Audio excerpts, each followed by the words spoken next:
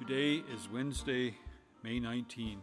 I'm Pastor Michael, and this is Wilderness Wanderings.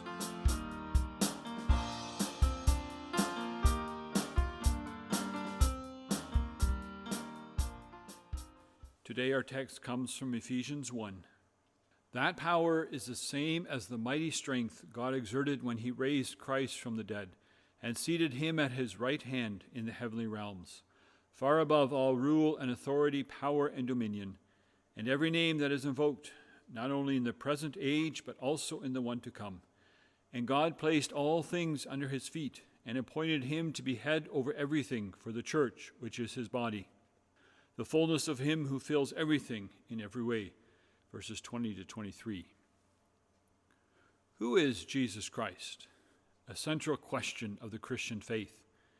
And this has been so from the beginning of the church. That's why the Apostles' Creed, one of the earliest summaries of what Christians believe, gave so much attention to Jesus. In that creed, these earliest believers included the phrase that Christ is seated at the right hand of God.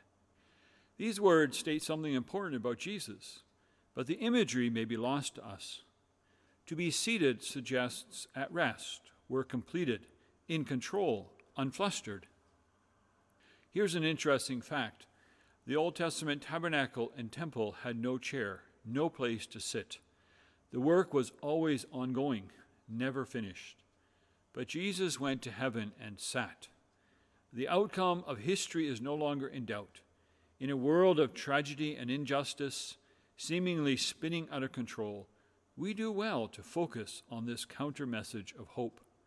Christ ascended to heaven and sat down to show that his cry from the cross, "It is finished," was true, to show that he is head of his church, to show that the Father rules all things through him.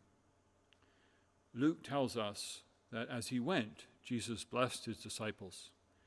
This was not Jesus simply waving goodbye, wishing them luck. No, it was part of their commissioning. They were being sent out to continue the mission Jesus had started. But why did he leave?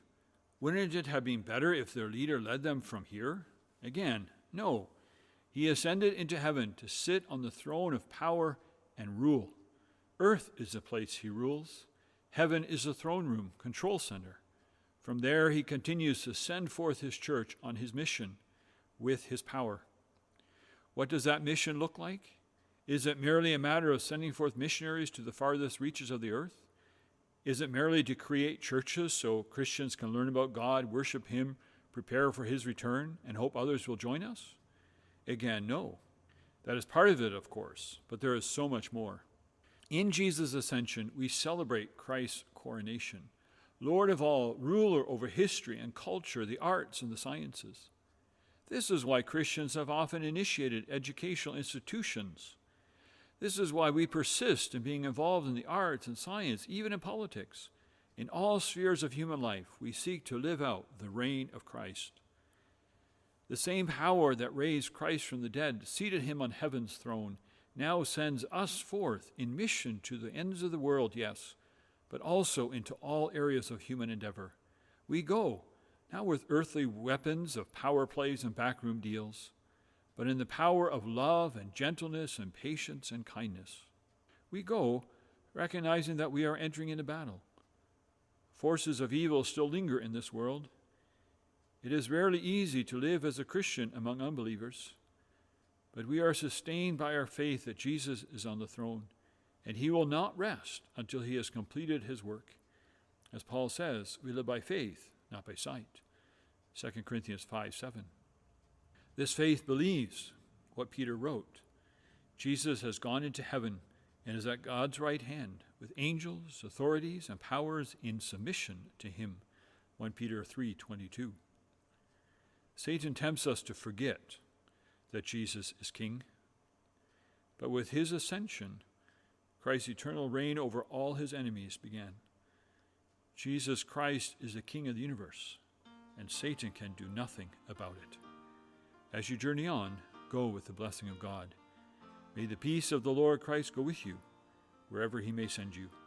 May he guide you through the wilderness, protect you through the storm. May he bring you home rejoicing at the wonders he has shown you. May he bring you home rejoicing once again into our doors.